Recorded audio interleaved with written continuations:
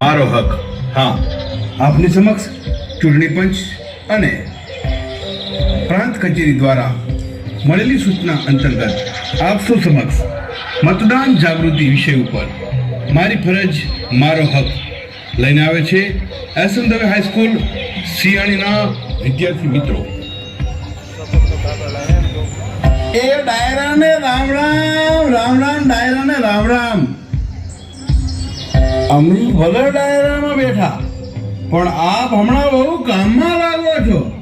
તે દેખાતા નથી રાજુભાઈ? એનો જ દેખાય ને. લગ્નના 6 મહિના થયા છે તો હજી ઘરે ને ઘરે હોય છે આપણા ડાયરાનો જણ. સાચી વાત છે દલા કાકા, તમારી વાત સાચી છે. એટલે જ આપણો જણ દેખાતો નથી. ના ના દીપક, એવું નથી. અને કાકા, તમે મજાક કરવાનું બંધ કરો. આ તો જવાબદારી વધી ને, એટલે ઘરમાં થોડું ધ્યાન આપવું પડે. સાચી વાત છે ને? એ વાત સાચી છે. બાકી અમારે આ પિન્ટુના તો નામ પ્રમાણે જ ગુણ. પિન્ટુ, એક પિન ચાલુ એટલે બીજી પિન બંધ, અને બીજી પિન ચાલુ એટલે પહેલી પિન બંધ. ખાવાનું તે, બીજી વાત નહીં. ખાવાનું સુવાનું. સાચું ને? અરે મનુ કાકા, શું કામ મારા નામની પથારી ફેરવો છો? હું કઈ થોડો એવો છું. ના ના, એ રાજુ, આ વખતે તારા ઘરનું નામ આ ચૂંટણીના મતદાર યાદીમાં લખાવી તો નાખ્યું છે ને? હા દલા કાકા, 7 તારીખે ચૂંટણી છે ને, તો એ પિયર જવાનું કહેતી હતી. તો પણ મેં એને ના પાડી દીધી. કીધું કે પેલા પહેલી વખત આવીશું અને પહેલી વખત મત દેવાનો છે, તારું નામ પણ મતદાર યાદીમાં છે, એટલે તું મત આપીને જજે. આ તો તમે ને બીએલઓ સાહેબે કીધું હતું, એ સારું થયું કે ભાઈ લગ્ન પછી તરત પહેલું કામ એ કરાવી નાખ્યું કે ભાઈનું નામ મતદાર યાદીમાં લખાઈ નાખ્યું. અરે ભલા માણા, એવું ના હોય. હું તારા કાકી તો મતદાનના દિવસે મંગળવારે 7 તારીખે બહારગામ જતા નથી, અને કદાચ આપણે એક મત ન આપી તો શું ફેર પડે? જો એક મતથી શું ફેર પડે એવું વિચારતા હોય, ઓછા મતદાનથી આપણને સારો ઉમેદવાર ન મળે કાકા. આપણી પ્રાથમિક જરૂરિયાત અને આપણા કામો પૂરા ન થાય. એટલે તમારી આ વિચારધારા ખોટી છે મનુ કાકા. એક એક મતની બહુ કિંમત હોય છે. હે, અરે મારે તો આ વખતે મત દેવા જવું જ નથી. આમ તો મારાથી હલાતું નથી, અને પગના દુખાવા તો બાપા લોહી પીધું છે, લોહી. આ પગ હાલતા નથી. તે કાકા, તમે મતદાન કુટીર સુધી હાલીને જાઓ ને તો આ દેશ આગળ હાલશે જુવાનિયા માટે. જો તમે જ નહીં જાઓ ને તો આ જુવાનિયા માટે આ દેશ આગળ નહીં જાય. એટલે તમારે તો મતદાર કુટીર સુધી જવું જ પડે.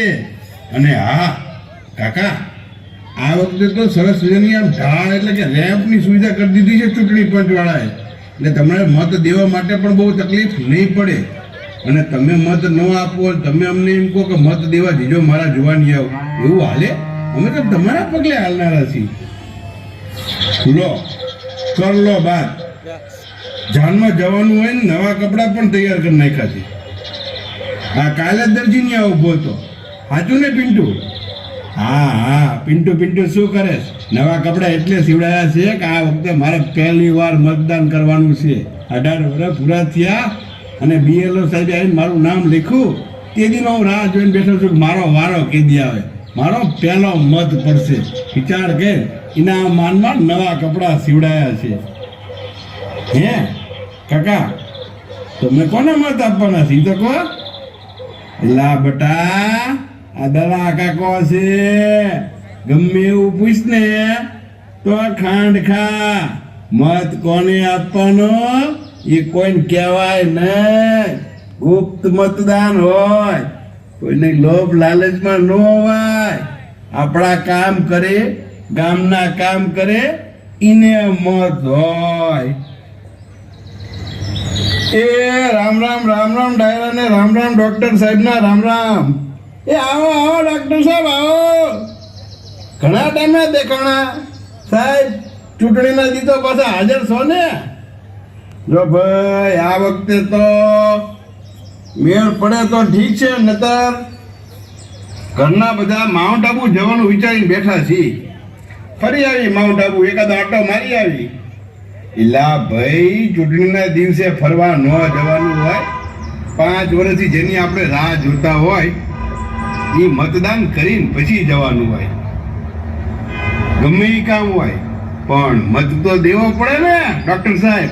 અને તમે તો ભણેલા ગણેલા છો. તો ચૂંટણીના મતદાનની યાદીની સ્લીપો ઘરે ઘરે પહોંચાડવાની હતી અને હવે 2-4 દિવસ જ રહી ગયા છે.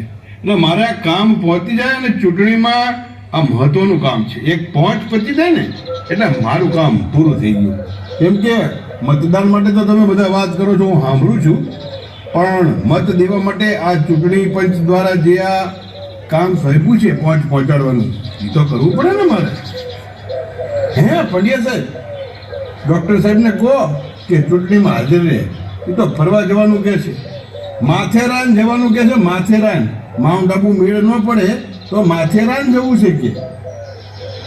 એ ડૉક્ટર સાહેબ, માથેરાન પછી જીજો, પહેલા મતદાન કરીને જીજો. નહીતર 5 વર્ષ પાછળ તમે વાંધા પાડશો કે રસ્તા આમ છે, લાઇટ આમ છે, ખેડૂતો તો આમ છે, ભાવ વધી ગયા છે, મોંઘવારી થઈ ગઈ છે. તમે મત ન આપો તો તમારે બોલવાનો કોઈ હક નથી. હા, પંડ્યા સાહેબની એ વાત સાચી. જો આપણે આપણો હક જોતો હોય તો ફરજ તો નિભાવવી જ પડે. અને રાજુડા, હું તારા કાકી તો મત આપીને જ જવાના છીએ. આ વખતે તો નક્કી જ કર્યું છે કે 2 જણા હારે જવું છે મત દેવા. હે, હું શું કહું છું, એકાદ મત ન આપી શું ફેર પડે? એટલે ડૉક્ટર થઈને આવું બોલાતું છે. તમારે તો હમણાં બધા દર્દી તમારી પાસે આવે એને સમજાવવાના હોય કે ભાઈ મતથી આપણા જીવનમાં આપણા દેશની ઉન્નતિ થાય છે. આપણી જે હક જોઈ છે એના માટે આ ફરજરૂપના ભાગરૂપે આ અવસર મળ્યો છે અને એ અવસર આપણે પૂરે રીતે આનંદથી કરવાનો હોય છે. હા માસ્તર સાહેબ, હા તમારી વાત સાચી. પણ કદાચ એકેય ઉમેદવાર ન ગમે એવો હોય તો શું કરવાનું? એલા ભલા માણા, એવું ન હોય દલા કાકા. કદાચ તમને ઉમેદવાર ન ગમતો હોય તો ચૂંટણી પંચ દ્વારા સરસ મજાનું આયોજન કરેલું છે. નોટાનું બટન તો આપેલું જ છે ને. એ કઈ ઉમેદવાર લાયક નથી એવું બટન છેલ્લે આપેલું હોય છે, એનો ઉપયોગ પણ કરી શકો છો. પણ એના માટે મતદાન કુટીર સુધી જવું તો પડે જ હો. હે પંડ્યા કાકા, બીજું એક પૂછું કે આ વખતે ચૂંટણી પંચ બહુ કડક છે? ના ભાઈ ના, એવું કડકનું ના હોય. પરંતુ ચૂંટણી પંચવાળા સતત ને સતત 6 મહિનાથી આ ચૂંટણી પ્રક્રિયા માટે લાગેલા હોય છે. રાત દિવસ એક કરીને કામ કરતા હોય છે. પોતાના પરિવારને સમય પણ નથી આપતા. અને આપણા દેશની ઉન્નતિ માટે આપણે જે જોઈએ છે એ જરૂરિયાતો માટે સતત ને સતત એ લોકો કામ કરતા હોય છે. તો ચૂંટણી પંચથી માંડી કચેરીઓ, એના અધિકારીઓ બધા જ કામ કરતા હોય છે માત્ર ને માત્ર આ ચૂંટણીના અવસરને પૂરો કરવા માટે. અને એમાંય આપણે જો હાથ જોડીને બેસી રહી અને કહીએ કે એક મત ન આપી તો શું ફેર પડે? અરે ફેર તો ઘણો પડે. અને એ ફેરમાં ને ફેરમાં એવા ફેર ચડે કે આપણે કોઈને કહી પણ ન શકીએ કે તમે મત નથી આપ્યો, તમારી આંગળી ઉપર મતદાનનું ટપકું નથી તો તમે કોઈ પણ સેવા સુવિધા લેવા માટે હકદાર નથી. સમજી ગયા? હા હા પંડ્યા સાહેબ, તમારી ફિલોસોફી બંધ રાખો. અમે બધાએ આ વખતે નક્કી જ કર્યું છે કે અમે બધા મત દેવા જવાના જ છીએ અને આપણો ડાયરો એક સાથે જશે. જે મત દેવા ન જાય એને આ વખતે દલા કાકાના હમ છે. રાજુ, પિન્ટુ, દીપક બધા સમજી દીજો. આ વખતે મત દેવા આપણે હારે જવાનું છે. અને ડૉક્ટર સાહેબ, બધાની આગળ તમારે રહેવાનું છે કે પંડ્યા સાહેબ અને તમે આ ગામમાં આગળ પડતા છો એટલે તમે કહેશો એમ મત દેવા જવાનું જ છે.